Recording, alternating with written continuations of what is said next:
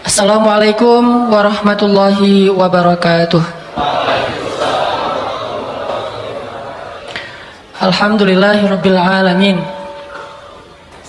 Alhamdulillah, segala puji dan syukur kepada Allah Subhanahu wa taala yang telah memberi kita hadiah malam ini dengan silaturahim, duduk dalam majelis ilmu.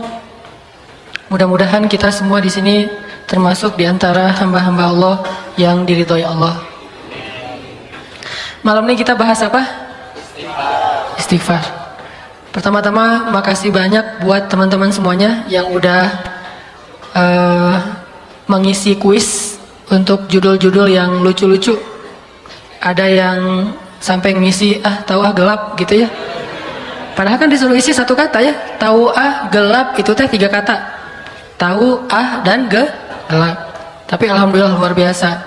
Terus ada yang 4 kata, sudah jatuh tertimpa rezeki. Terus ada juga yang, ini saya takut salah bacanya bahasa Sunda Ada yang cilepeng. Maaf ya agak kasar, tapi kayak gitu emang aslinya. Ada yang nicepan, gini ya. Ada yang ini keren banget nih. Ada yang sampai nulis judul walaupun apa hubungannya gitu. Zikrullah. Mana yang ngisi zikrullah? Gak ada, lagi berzikir ya. Nah, ada yang tikusruk, ada yang syukurin. Wah, ini mah iseng banget nih. Syukurin cenah. Ada yang tiang listrik. Ada yang terpesona, penasaran, gagal fokus, menjaga pandangan, azab yang disegerakan. Azab yang disegerakan. Tapi semua jawaban ini menunjukkan teman-teman alhamdulillah antusias, pengen berpartisipasi dalam dakwah. Dan karena jawaban-jawaban ini alhamdulillah akhirnya postingan kita bisa dilihat lebih banyak orang dan akhirnya menjadi inspirasi buat taklim-taklim lain di tempat yang lain. Ya gitu deh. Anget banget ya. Gerah maksudnya. Teman-teman, kita bahas tentang bab istighfar. Dan tetap bagi saya tema istighfar ini adalah salah satu rahasia paling penting buat kita dalam mencari jodoh. Jadi kalau kemarin kita hanya manas-manasin orang supaya nikah, gawat atau nikah gitu kan ya. Atau cepetan cari jodoh atau nikah atau halalin atau apapun. Saya nggak mau nambah dosa ke teman-teman semuanya. Hanya ngebully tapi nggak ngasih solusi ya. Jadi malam ini saya pengen ngasih solusi yang instan tapi ngaruh. Bukan hanya membuli. Kita akan bahas tentang apa hubungannya antara istighfar sama jodoh. Apa hubungannya antara istighfar sama diterima lamaran sama calon mertua. Gimana cara memenangkan persaingan jodoh dengan memperbanyak istighfar. Jadi kalau kita ngelihat kayaknya nih saingan kita berat banget, berarti istighfarnya harus double. Kalau ngelihat saingan kita tingginya lebih tinggi dari kita 1 cm, berarti istighfarnya harus 100 kali lebih banyak. Kalau 2 cm 200 kali.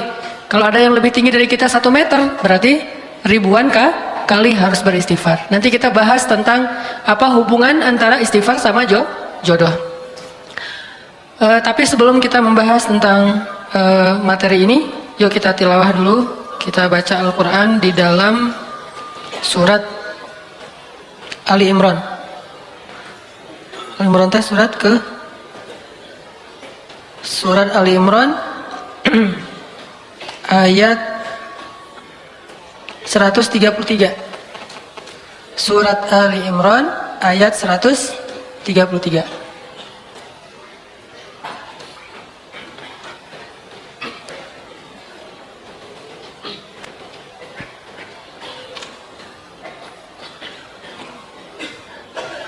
Terus saya di sini melihat, makasih juga buat teman-teman yang datangnya pakai bendera Palestina.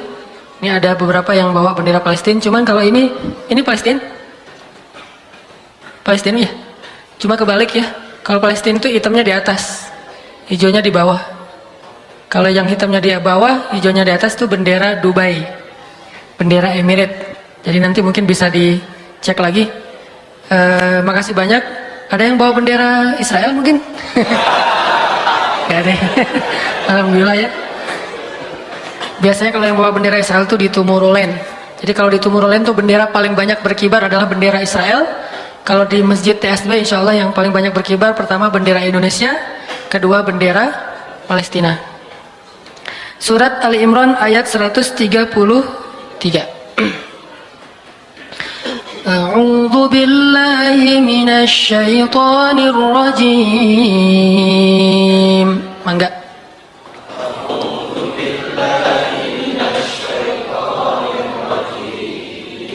Bismillahirrahmanirrahim.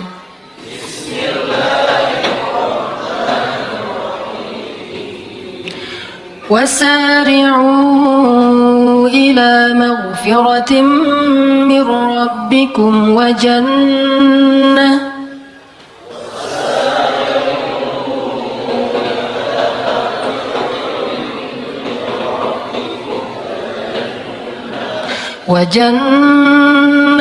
عرضها السماوات والأرض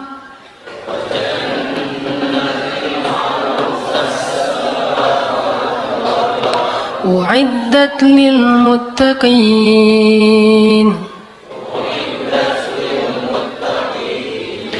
الذين ينفقون في السراء والضراء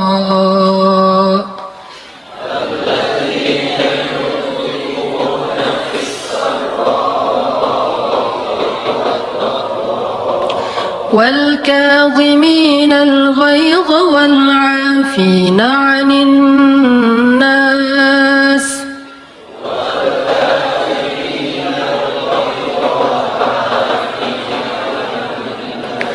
والله يحب المحسنين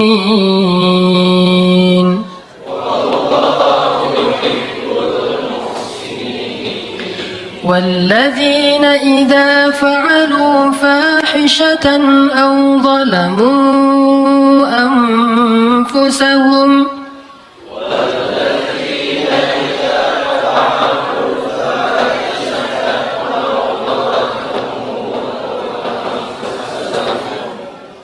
ظلموا أنفسهم ذكروا الله فاستغفروا لذنوبهم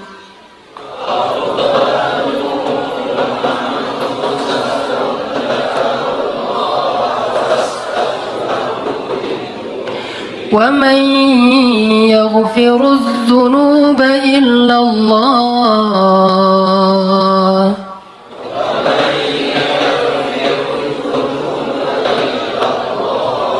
ولم يصروا على ما فعلوا وهم يعلمون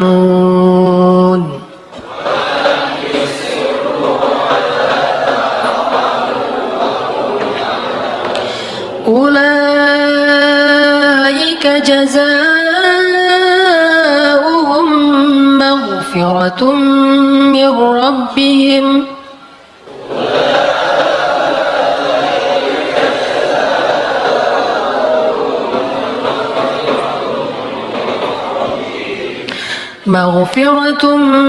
من ربهم وجنات تجري من تحتها الأنهار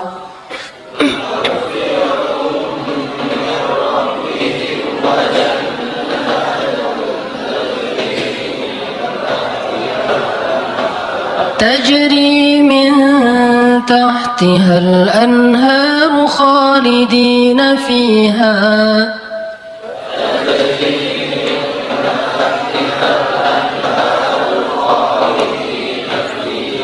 ونعم أجر العاملين.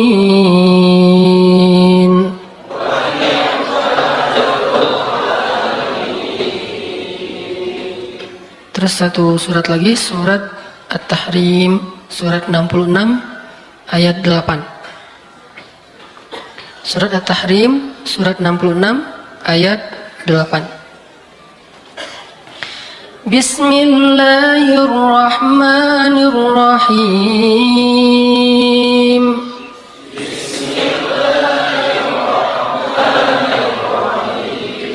Ya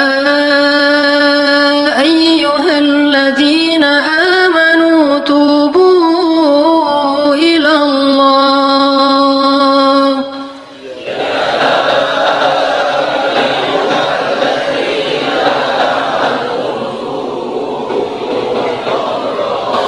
Tubu ila Allah taubatan nasuha.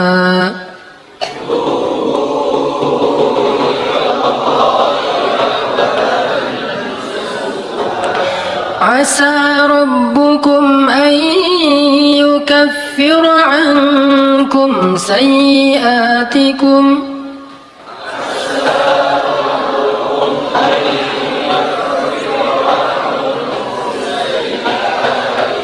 ويدخلكم جنات تجري من تحتها الأنهار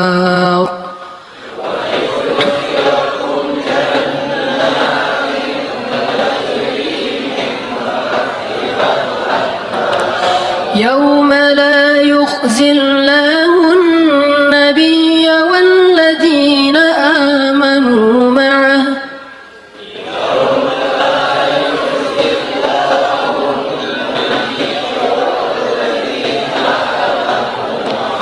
نورهم يسعى بين أيديهم وبأيمانهم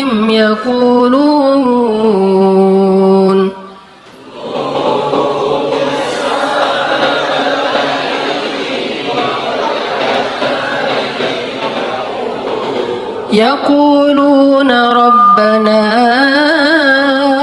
أتمم لنا نورنا واغفر لنا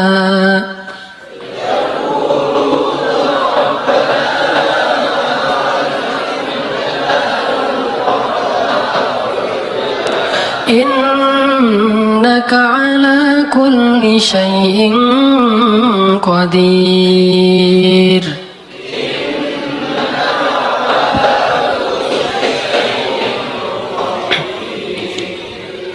Alhamdulillahirrahmanirrahim. Sadaqallahul azim. Teman-teman yang dirahmati Allah Subhanahu wa taala. Salah satu ucapan hamba yang paling disukai oleh Allah Subhanahu wa taala itu adalah istighfar. Dan kita pasti pernah mendengar hadis bagaimana gembiranya Allah terhadap seorang hamba yang beristighfar dan bertobat kepada Allah. Lebih daripada gembiranya seorang laki-laki yang dia sedang berada di tengah padang pasir, lalu setelah lelah berjalan dengan mengendarai onta, tiba-tiba dia istirahat dan tidur. Pada saat dia tidur, ternyata ontanya pergi, sehingga ketika dia bangun dia kehilangan onta dan semua bekal yang dia bawa di atas onta itu.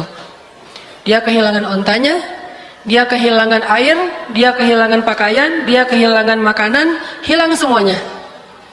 Sehingga pas dia bangun dari tidur, dia tidak mendapati ontanya dan dia kemudian panik mencari kesana kemari sampai kemudian dia lelah dan tidak menemukan ontanya itu.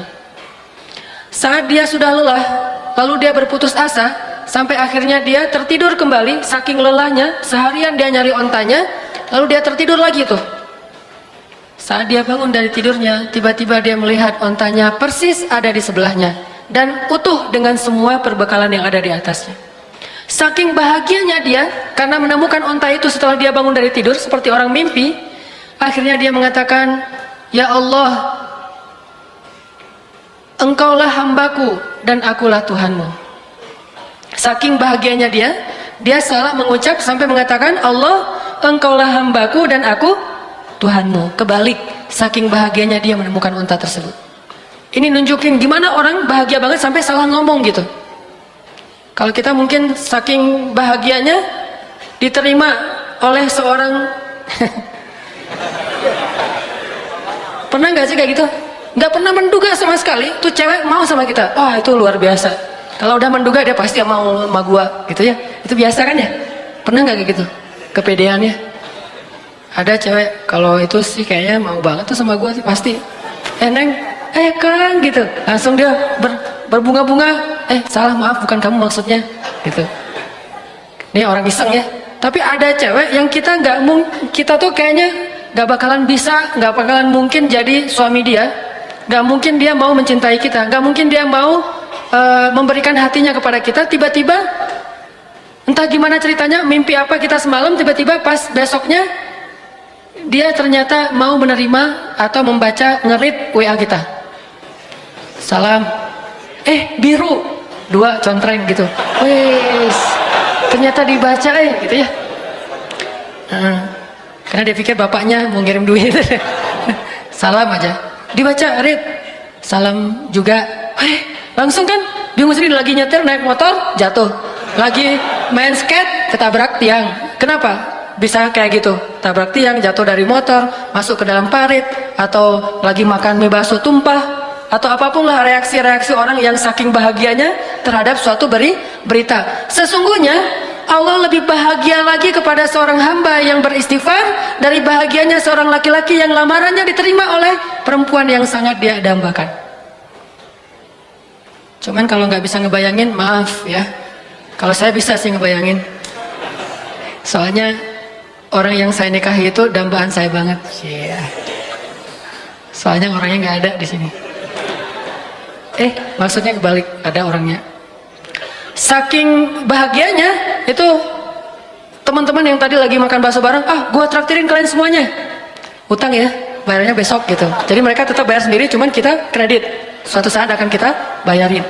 Saking bahagianya, semuanya ditraktirin, hidupnya jadi kayaknya dia paling bahagia di muka bumi. Lari-lari di tengah kerumunan orang ramai yang crowded gitu, kayak di Orchard di tengah Singapura gitu, atau di Korea teriak-teriak, wuh, orang pada heran kenapa? Ternyata yes gitu ya, kayak filmnya Will Smith yang tentang kebahagiaan yang dia baru diterima kerjaan di sebuah perusahaan asuransi. Saking dia bahagianya tuh dia teriak-teriak di trotoar, di jalan-jalan. Kenapa? Saking bahagianya. Apapun bentuk kesenangan dan kebahagiaan yang diekspresikan oleh siapapun di muka bumi, sesungguhnya Allah lebih bahagia dan lebih senang lagi terhadap hambanya yang beristighfar. Coba, kurang baik apa Allah sama kita? Apa untungnya Allah bagi Allah kalau kita istighfar? Gak ada untungnya sama sekali. Kalau kita diterima cinta kita, itu untungnya gede banget kan? Itu yang kita harapin gitu. Hampir aja main dukun. Coba kalau ditolak, pasti udah main dukun. Untung diterima. Allah lebih senang lagi daripada. Jadi kalau teman-teman ngebayangin ada seseorang yang lagi happy banget, lagi excited banget terhadap sesuatu, Allah lebih excited lagi terhadap hambanya yang beristighfar. Jadi kalau pengen buat Allah tersenyum, istighfar. Astagfirullahaladzim. Allah senyumnya. Istighfar, Allah pasti senyum. Begitu kita istighfar, Allah ketawa. Dan itu memang kayak gitu hadisnya. Ketika Nabi membaca doa safar, kemudian Nabi di akhir mengucapkan kalimat istighfar, lalu Nabi menutup dengan kalimat faman yaghfiru dzunuba illa anta. Siapa yang akan mengampuni dosa selain Engkau ya Allah? Lalu Nabi tertawa. Ali bin Abi Thalib bertanya, ya Rasulullah, ma yudhikuk? Kenapa engkau tertawa ya Rasulullah? Aku tertawa karena Allah tertawa. Kenapa Allah tertawa? Allah senang kepada orang-orang yang beristighfar. Nabi aja bilang Allah tuh tertawa loh kalau kita istighfar. Jadi bukan Allah tuh nggak pendendam kayak kita. Allah itu membalas sesuai dengan amal. Kalau kita nggak istighfar baru dibalas. Tapi begitu kita istighfar, Allah lupain semua dosa kita, seolah-olah kita nggak pernah ngecewain Allah sama sekali.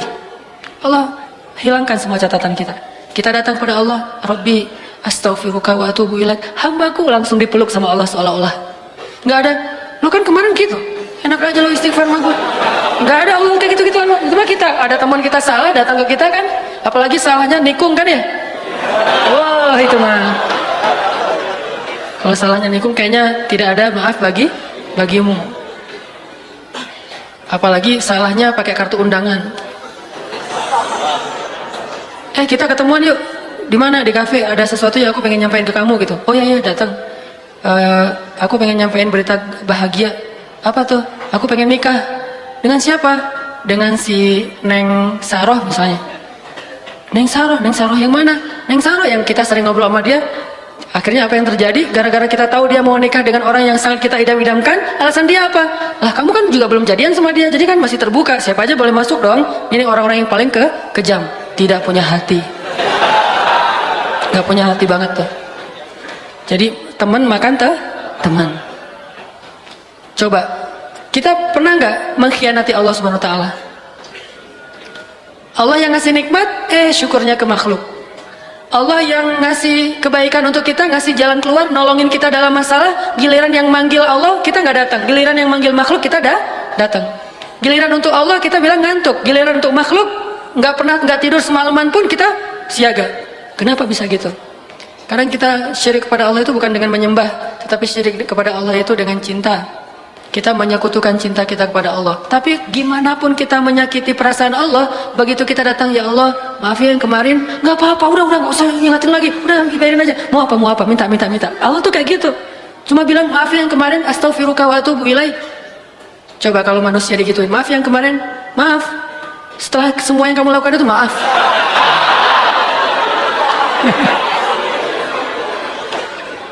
Ini bakat acting yang belum tersalurkan. Jadi Allah tuh senang banget kepada hamba yang beristighfar. Jadi kalian kalau teman-teman kita semuanya kalau istighfar sama Allah tuh yang pede. Allah mau nggak ya? Gak enak kamu aja deh yang istighfarin buat gua. Ya Allah istighfar buat dia gitu. Kan nggak perlu gitu kan? Ini karena kita nggak pede. Saya nggak enak maju sama Allah. Kamu aja yang soft pertama, saya mah paling belakang. Kenapa? Soalnya saya banyak dosa. Gak mau ntar Allah ngelihat ke saya, tetap gimana saya mau jawab apa? Gak perlu. Karena kalau kita datang kepada Allah, pede aja karena Allah Maha Ghaffar, Ghafur. Dua lagi tuh, Ghaffar dan Ghafur. Ampunannya sangat luas, tidak ada batas. Sebanyak apapun dosa pasti diampuni. Ghafur atau Ghaffar juga berarti walaupun kita mengulangi lagi kesalahan, kita datang lagi Allah maafin lagi. Kita salah lagi, kita datang lagi Allah maafin lagi. Allah nggak pernah berputus asa mengampuni dosa kita. Yang terjadi justru kita putus asa minta ampun pada Allah. Nggak pernah Allah putus asa. Kan saya sering bacain ayat, Qul ya ibadiyalladzina asrafu ala anfusihim la taqnatu min rahmatillah. La taqnatu min rahmatillah. Allah tuh sayang banget sama kalian teman-teman. Sayang banget sama kita semuanya. Sayang. Apa bukti sayangnya? Udah banyak dosa masih dipanggil Qul ya ibadiyah. Katakan kepada hambaku. Masih dianggap hamba tuh. Dan dalam Al-Quran istilah hamba itu istilah pengagungan. Jadi ketika seorang manusia disebut hamba Allah berarti dia diistimewakan. Udah banyak dosa Allah masih bilang ya ibadi la taqnatu min rahmatillah. Jangan putus asa dari rahmat Allah. Minta ampun kepada Allah. Ada dosa apapun minta ampun kepada Allah. Allah pasti akan mengampuni. Begitu kita minta ampun belum selesai kalimat istighfar kita, kalau benar-benar dari hati baru udah Allah ampuni semua dosa-dosa kita. Seolah-olah kalau kita mau ngucapin astaghfirullahalazim baru kemudian meninggal, Allah nggak akan bingung dia tadi ngucapinnya astagfirullah atau astaga ya. Nggak pernah Allah gitu. Tadi kan itu bisa astaga, bisa astaghfirullah kan gitu kan ya. Nggak mau Allah kayak gitu. Allah tahu alimun bidzati sudur. Hambaku itu udah beristighfar. Ya Allah, tapi belum sempurna kalimatnya. Nggak masalah. Karena Allah tidak melihat dengan apa yang kita lakukan atau apa yang kita tampakkan, tapi Allah melihat apa yang kita simpan di dalam hati. Istaghfiru rabbakum. Minta ampun pada Allah. Tapi dosa saya banyak banget ya Allah. Innallaha yaghfirudz dzunuba jami'a. Allah ngampuni semua dosa. Tapi saya pernah syirik ya Allah, jami'a. Saya pernah durhaka sama orang tua ya Allah, jami'a. Saya pernah mencuri ya Allah, jami'a. Bahkan saya dulu sering berzina ya Allah, gimana akan diampuni? Yaghfirudz dzunuba jami'a. Gak ada yang gak diampuni. Enak banget hubungan sama Allah tuh, enak banget, santai gitu. Allah mah zatnya. Allah mah zatnya itu nggak baper kayak kita dan nggak terlalu hard feeling. Mudah urusan sama Allah. Yuridullahu bikumul yusra. Bismillahirrahmanirrahim. Teman-teman yang dirahmati Allah Subhanahu wa taala, tadi kita membahas tentang bagaimana Allah Subhanahu wa taala senang sekali kepada hamba-hamba yang beristighfar. Dan istighfar ini salah satu amalan favorit Nabi Muhammad Sallallahu Alaihi wasallam. Jadi kalau kita mungkin ada yang favoritnya senang push up, sehari push upnya 100 kali, nggak pernah ketinggalan, setiap hari 100 kali, sampai ngebentuk gitu ya. Maka Nabi Muhammad SAW sehari beristighfar 70 atau 100 kali, itu favorit Nabi banget. Jadi selain kita punya kegiatan rutin, punya hobi untuk olahraga, coba juga kita riyadhah batin, olahragakan hati kita dengan istighfar. Dan kalau dilakukan secara terus-menerus, itu hasilnya luar biasa. Kapan ketahuan? Nanti kalau kita lagi butuh sesuatu kepada Allah Subhanahu wa taala. Ternyata istighfar itu membuat Allah sangat mengijabah doa kita. Sampai kadang-kadang mustahil diijabah, mustahil terwujud, tapi Allah wujudkan. Karena idza arada syai'an ay yaqula lahu kun fayakun. Sama kayak orang yang rajin push up, kapan ketahuannya? Nanti pas dia lagi belanja sama istrinya ketahuan, wes hasil push up teh. Mah, lagi aja, nggak apa-apa. Pak, ini udah berat banget, nggak apa-apa kan push up setiap hari. Bawain barang istrinya. Walaupun sunnahnya nih sedikit. Sunnah dalam belanja di pasar itu bawa barang sendiri-sendiri. Nabi itu nggak suka menitipkan barang belanjaan beliau kepada orang lain. Dan ternyata hikmahnya apa? Biar ketahuan kalau kita belanjanya udah banyak. Bayangin kalau kita belanja, terus belanjaan kita dititipkan kepada orang lain, supir kita mungkin, atau asisten rumah tangga, atau kepada suami, atau kepada istri, nggak ketahuan kalau kita udah belanja banyak. Nah, jadi gara-gara kita rajin push up, nanti ketika ada masalah, manfaat tuh, ban mobil kempes, ngedorong ya, atau ganti ban mobil juga kan, cowok sejati mah kan harus minta ganti ban mobil. Masa pas ban mobil kempes nelpon misalnya asuransi apa datang, itu agak kurang keren sih, walaupun mudah. Jadi yang keren itu justru jangan mudah-mudah amat, persulitlah hidup kalian supaya keren. Demi mencari keren, pencitraan, jadi cari masalah. Ketahuanlah orang yang rajin olahraga, orang yang rajin tilawah Al-Quran, orang yang rajin tahajud, orang yang rajin puasa, suatu saat nanti itu pasti akan ada hasilnya ketika dalam kondisi-kondisi tertentu. Begitu juga istighfar. Jadikan istighfar itu kayak hobi kita, seperti kita push up. Setiap hari istighfar. Minimal banget 100 kali, karena Nabi aja yang dosanya bukan dosa besar, cuman Nabi beristighfar atas, pasti karena beliau sebagai manusia biasa, hamba Allah, mungkin kesalahan beliau itu bukan berbuat dosa, bukan bermaksiat, tapi kesalahan beliau itu adalah belum memenuhi hak Allah Subhanahu wa taala. Itu aja 100 kali istighfar. Gimana kita yang dosanya itu banyak banget. Saya pengen sharing satu kisah yang mungkin teman-teman pernah dengar. Kisah tentang seorang ulama yang bernama Imam Ahmad. Imam Ahmad itu muridnya siapa? Murid gurunya yaitu Imam Asy-Syafi'i. Imam Ahmad itu menghafal hadis alfi hadisan, 1.000.000 hadis. Jadi Imam Ahmad itu menghafal 1.000.000 hadis. Dan sama dengan kita.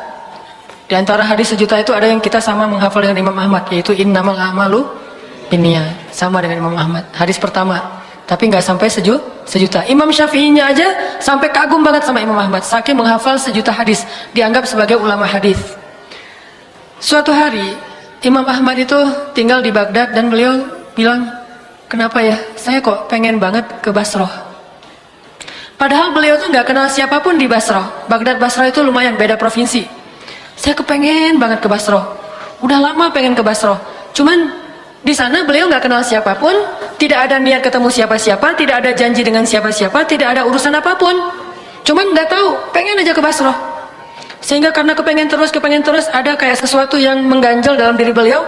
Kayaknya nih ada sesuatu yang harus saya tunaikan, saya harus ke Basrah. Kayak telepati gitu, kayak batin. Akhirnya beliau memutuskan berangkat ke Basrah. Saat beliau sampai di Basrah malam hari, beliau mampir ke sebuah masjid, sholat isya di situ. Setelah selesai sholat isya, beliau tidur di dalam masjid, capek. Tapi tiba-tiba datang pengurus masjid atau marbot membangunkan beliau. Hei, wahai laki-laki, ya rojul, kenapa kamu tidur di dalam masjid? Kata marbotnya teh. Kata Imam Ahmad, ana musafir, saya sedang bermusafir, saya butuh istirahat. Kata marbotnya, nggak boleh tidur dalam masjid, kamu keluar gitu. Akhirnya Imam Ahmad diusir keluar dari masjid. Maka tidurlah beliau di teras masjid. Masjidnya dikunci. Pas tidur di teras masjid, marbot tadi datang lagi. Ya rojul, hei orang laki-laki, kenapa kamu tidur di sini? Lah, kan tadi nggak boleh tidur di dalam. Akhirnya saya tidur di luar. Tetap nggak boleh di dalam masjid. Ini masih area masjid. Keluar, diusir sampai ke jalan. Dalam kondisi kayak gitu, terlihatlah adegan itu kepada seorang penjual roti yang tinggal atau punya toko di depan masjid. Akhirnya dipanggil, ya rojul, kesini. Masuk, kalau kamu mau tempat bermalam, tinggallah di rumah saya. Tapi seadanya, saya mah bukan orang kaya, tinggal aja di sini. Ini ada tempat tidur kecil.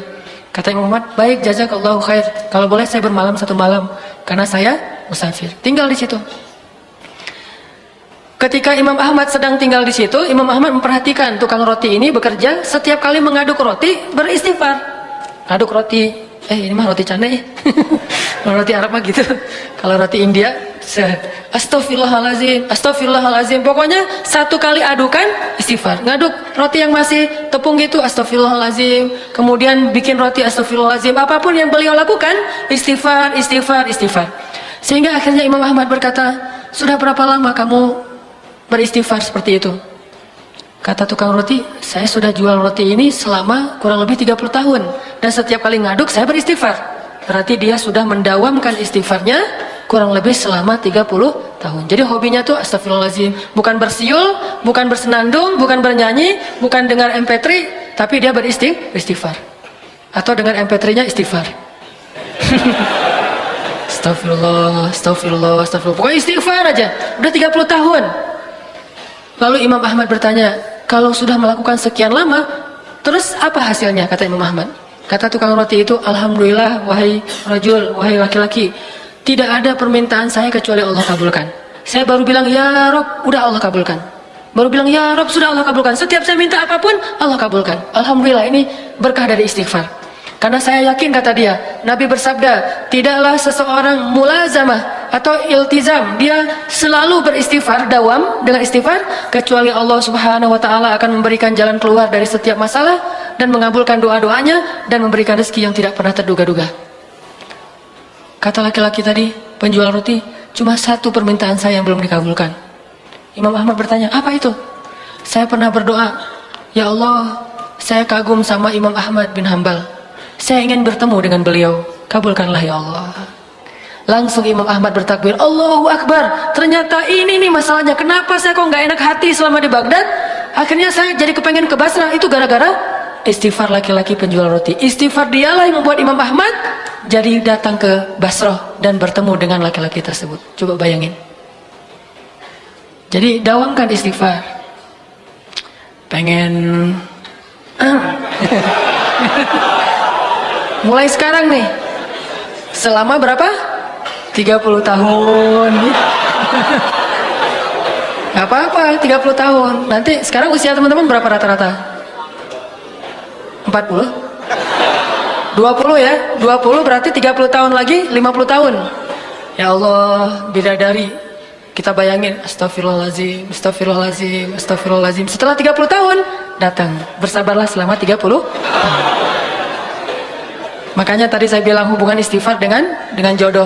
Kalau kita ngerasa sulit untuk mendapatkan orang yang kita harapkan, yang kita idam-idamkan dalam hidup kita menjadi permaisuri, jadi bidadari kita, atau jadi imam kita, banyak-banyak istighfar. Mau punya istri yang cantik, bening, putih, rambutnya ikal, gak usah malu-malu. Mau kan ya? Gak mau ya? Atau udah punya? Kalau kalian pengen punya istri yang seperti hurul ain, matanya jelita. Arti jelita tuh matanya besar tapi sayu. Matanya besar tapi sayu, bukan besar tapi melotot. Kan ngeri tuh ya. Apalagi malam Jumat kayak gitu. Apa? Padahal malam Jumat mah harusnya kayak gitu. Nah, banyak istighfar. Istri yang solehah, istri yang seperti Asma bintu Umais. Masih ingat Asma bintu Umais? Yang ketika suaminya datang, dia udah berdandan. Lalu ketika suaminya masuk ke dalam rumah, dia ganti pakaian suaminya. Dia bukakan baju suaminya, baju dingin, kemudian baju pokoknya bajunya lah dibukain. Udah selesai itu, dia ambil handuk basah dengan air hangat, dia usap tubuh suaminya dengan air hangat. Di kayak sauna gitu, di spa gitu, pokoknya di treatment. Wah, udah gitu selesai di treatment suaminya, dia pergi ke dapur ngambil sapu lidi kurma. Suaminya udah makan, udah di treatment, udah di khidmat habis-habisan. Setelah itu dia ambil 10 lidi kurma, dia kasih ke suaminya, wahai suamiku, jika hari ini masih ada yang kurang dari kebaikan, dari tugasku, maka pukullah aku dengan 10 lidi ini. Tuh kalau istrinya kayak gitu, udah pakai lagu Roma Irama, istri solehah. Karena kalau kata Nabi, saya baru ngerti, benar kata Nabi, dunia itu adalah perhiasan, dan sebaik-baik perhiasan itu adalah istri yang solehah. Udah selesai, udah urusannya kalau udah kayak gitu. Begitu juga yang akhwat, yang cewek-cewek, yang perempuan.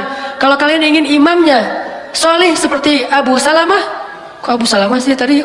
Yasma bintu Umais. Abu Salamah itu cowok di antara para sahabat yang diidolakan banget oleh istrinya. Bahkan sampai kemudian mendapatkan, setelah Abu Salamah wafat, sampai Ummu Salamah bingung siapa lagi yang bisa mendampingi Ummu Salamah, karena tidak ada lagi laki-laki yang setara dengan Abu Salamah. Ya Allah, beri saya ganti yang lebih baik daripadanya. Kan itu doa yang diajarkan Nabi ya. Wakhluf li khairan minha. Tapi siapa yang lebih baik daripada Abu Salamah? Abu Bakar? Enggak. Tidak ada menurut Ummu Salamah laki-laki yang lebih baik daripada Abu Salamah. Mau punya suami yang ideal, Ibrahim, Ismail. Suami yang ideal secara fisik mungkin Zain Malik, Zain Ataki. Narsis ya. Mirip saya dengan Zain Malik kalau dilihat dari jarak 1 kilo. Nah, banyak-banyak istighfar. Bayangin Imam Ahmad sama penjual roti tadi tuh nggak saling kenal loh.